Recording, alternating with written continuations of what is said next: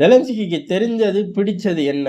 ஒண்ணே ஒண்ணுதான். வீணா போன வேலை. யுத்தத்துல மைலேஜே எடுக்காத சம்பவங்கள தேடி தேடி பண்றதுக்கான உத்தரவுகள்ல கையெழுத்து போடுறது மட்டும் தான் அவருக்கு தெரிஞ்ச ஒரே வேலை. பிடிச்ச வேலையும் அதேதான். அப்படி இப்ப என்னத்த பண்ணி தொலைச்சாரு அப்டின்னா, பேச்சுவார்த்தை தீவிரமா போது. எந்த நாள்லயும் யுத்தத்த நிறுத்து, ஓடிப்போ, கையெழுத்து போட்டு அப்படின்னு சொல்லக்கூடிய சூழ்நிலை அதிகமாகிக்கிட்டே இருக்கு. நாள் குறிக்கிறது ஒண்ணுதான் பேலன்ஸு. இப்ப ரொம்ப போராடி என் ஸ்மார்ட்டான ராணுவம்லாம் தனிக்கத. எந்த நாட்டு ராணுவமும் இறுதி கட்டத்துல நுழைய விடாம தடுக்கிறத நோக்கி தான் இருப்பார்கள். அது எல்லா போர் முனைகள்லயும். ஏன் அப்டின்னா, எந்த இடத்துல சண்டை நிக்குதோ, அந்த இடம் அவன் அவனுக்கு அப்படிங்கிற தியரிய நோக்கி தான் போவார்கள். இல்ல ரொம்ப ரேரா சில விஷயங்கள்ல தான் விட்டுட்டு அப்படியே பின்னோக்கி பழைய இடத்துக்கு வர்றது. நம்மலாம் கார்கில்ல செஞ்சு தொலைச்சோம். ரொம்ப ரேரான விஷயம். அதுக்கு பல சூழ்நிலைகள் இருக்கு. அன்னைக்கு செஞ்சது தவறு, சரி அப்படிங்கிறதுக்குள்ளேயே தேவையில்ல. இந்த மாரி ரொம்ப ரேரான சூழ்நிலைகள் தான். ஆனா இந்த போர் அந்த ரேரான சூழ்நிலைகளுக்குள்ள இருக்கான்னா, இங்க சர்கம்ஸ்டன்ஸே வேற.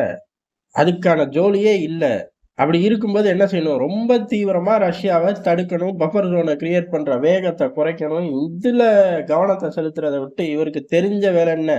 ரஷ்யா எல்லைகள்ல நுழையும்போதே இவரு செஞ்சது பூரா வீணா போன வேலை. அதே மாரி ஆனா இப்ப ரஷ்யாவுக்குள்ளயும் செய்ய முடியல. ரஷ்யா பார்டர்லயும் செய்ய முடியல. கிரிமியாலயும் செய்ய முடியுதில்ல. கருங்கடல்லயும் செய்ய முடியல. அப்படியே கைய இறுக்க கட்டி போட்ட மாரி இருந்தாலும், "கால கட்டி போடலையே!" அப்படின்னு சொல்லி சேர தட்டி விட்ட மாரி தான்.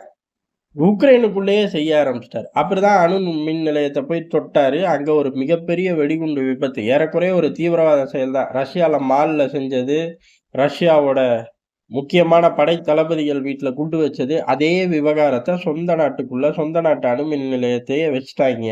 நல்ல வேளை பெரிய சம்பவங்கள் எதுவும் நடக்கல. சொல்லப்போனா இன்டர்நேஷனல் மானிட்டரிங் ஏஜென்சியே இத கடுமையா கண்டிக்குது. டேய் உங்க விளையாட்ட இதுலலாம் வச்சிராதீங்க. முதல்ல நான் நிலைமை என்ன இருக்குன்னு ஸ்டாஃப கூட அனுப்ப முடியல. அவ்வளவு பயமா இருக்கு எனக்கு அப்படின்னு சொல்லி அவனுங்களே பதற ஆரம்பிச்சுட்டாய்ங்க. காரணம் இதோட தாக்கம் அப்படிங்கிறது உக்ரைன தாண்டியும் பல நாடுகள பாதிக்கும். உக்ரைனுக்குள்ள மீண்டும் இது எப்ப சரியாகும்? கடவுளுக்கு தான் வெளிச்சம். ஆனாலும் செஞ்சாரு. செஞ்சதுக்கான பதிலடிய ரஷ்யா இம்மீடியட்டா குடுக்க ஆரம்பிக்குது. இந்த தடவ என்ன அப்படின்னா, சண்டை நடக்கக்கூடிய இடங்கள்ல யுத்தத்த வீரியப்படுத்துது. குறிப்பா டொன்பாஸ் போன்ற பகுதிகள்ல கடுமையான அதுக்கடுத்து நாட்கள் கணக்குலலாம் ஓடல. நேர கணக்குல தான் ஓடிருக்கு. ஆனா ரஷ்யாவோட ஒரு கடுமையான தாக்குதல், இந்த சம்பவத்துக்கு முன்ன, பின்ன அப்படின்னு அந்த பர்ட்டிகுலர் டொன்பாஸ் லொகேஷன்ல மட்டுமே ஏறக்குறைய 10,500 வீரர்கள நாங்க நியூட்ரலைஸ் பண்ணிட்டோம் அப்படின்னு அறிவிச்சிருக்கார்கள். இறுதி மாகாணங்களும் கைப்பற்றப்பட்டது அப்படின்னு அறிவிச்சிட்டார்கள். இது ஜெலன்ஸ்கிக்கு ஒரு பேரிடிதான். இனி அப்படியே 4 பிராந்தியங்கள், 4 பிராந்தியங்கள்னு சொல்றத விட்டுட்டு மொத்தமா 4 பேர் எழுதி கழட்டி விட்டுருவார்கள். பஃபர் ஜோனுக்கு வந்துருவார்கள். பஃபர் ஜோன்ல இருந்து முன்னேறக்கூடிய பகுதியை விட்டு தரேன் அப்படின்ருவார்கள். பஃபர் ஜோன் அப்படியே நின்னு போயிரும். ஏன் அப்படின்னா இதோட எக்ஸ்டென்ஷன் பாதுகாப்பு அப்படின்ட்டு கதை சொல்லிட்டு போயிட்டே இருப்பார்கள். இவ்வளவு மோசமான காலகட்டத்துல தான் அணுமின் நிலையத்தை போய் தொட்டிருக்காரு. பதிலடி ரொம்ப தீவிரமா ரஷ்யா கொடுத்து தனக்கு தேவையான இன்னமும் பல பகுதிகளை கைப்பற்றிருச்சு.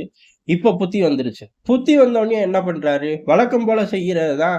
அமெரிக்க கால்கள்ல போய் விழுகிறாரு. அவன் தான் உன்னை ஏத்துக்க மாட்டேன்ட்டான்.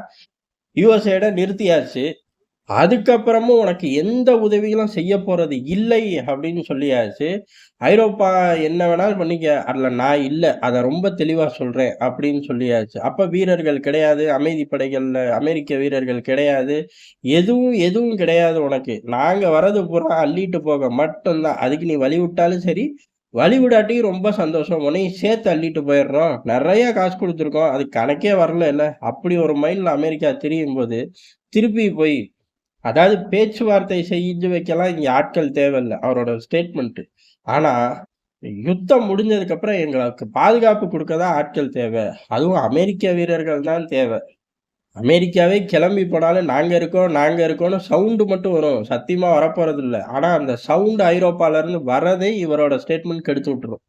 இதே மாரி 4, 5 தடவ திருப்பி திருப்பி ரிப்பீட் பண்ணாருன்னு வச்சுக்கங்க. சவுண்ட் வரதெல்லாம் அடுத்துதான். முதல்ல இங்க உள்ள உக்ரைனியர்கள விரட்டுவோம் அப்படின்னு சொல்லி விரட்ட ஆரம்பிச்சுருவாய்ங்க. இவரு எக்காரணம் கொண்டும் அதாவது தான் அதிபரா இருக்கிற வரை உக்ரைன் மக்கள் உக்ரைன்ல மட்டும் கிடையாது. உலகத்துல எந்த மூலையிலயும் சந்தோஷமா வாழக்கூடாது அப்படிங்கிற மாரி தான் இவரோட ஒவ்வொரு செயலும் இருக்கு. அமெரிக்க வீரர்கள் இல்லாம எங்கள பாதுகாக்கவே முடியாதுன்ட்டாரு. அடப்பாவி மனுஷா! பழைய சோவியத் யூனியன் தானடா நம்ம எல்லாம் அப்படின்னு சொல்லி உக்ரைன் மக்களே கொந்தளிப்பார்கள். இப்ப உக்ரைன்னு மாறுனாலும் அப்படியே எல்லாமா மாறி போயிரும். ரத்தத்துல கொஞ்சமாச்சும் வீரம் இருக்கும்ல. நம்மள பாதுகாக்க முடியாதா? அப்படின்னு கேட்கக்கூடிய லெவல்ல மக்கள் இருக்கார்கள் இன்னமும். ஆனா, ஆளக்கூடிய அதிபரோ அமெரிக்கா கிட்ட ஏறக்குறைய பிச்சை கேட்டு தான் நிக்கிறாரு. அமெரிக்கா பிச்சை போட மாட்டேன்ருச்சு. இந்த அளவுக்கு மோசமான சூழ்நிலை வரும்னு ஜெலன்ஸ்கியே எதிர்பார்க்கலன்னு நெனைக்கிறேன். பைடன் மாரியே அடுத்த வர ஆட்களும் நம்மள தூக்கி வச்சுக்கிட்டே போவார்கள் அப்படின்னு எதிர்பார்த்தாரோ என்னவோ! ஆனா நிலைமை தலைகீழா மாறிருச்சு. அத புரிஞ்சுக்காம பழையபடி அதே ஆட்டத்த விளையாடுறார். ரஷ்யாவோட கொடி இன்னமும் வேகமா உக்ரைனுக்குள்ள பறக்குதுங்கிறது தான் எதார்த்தமான உண்மை. நன்றி, வணக்கம்.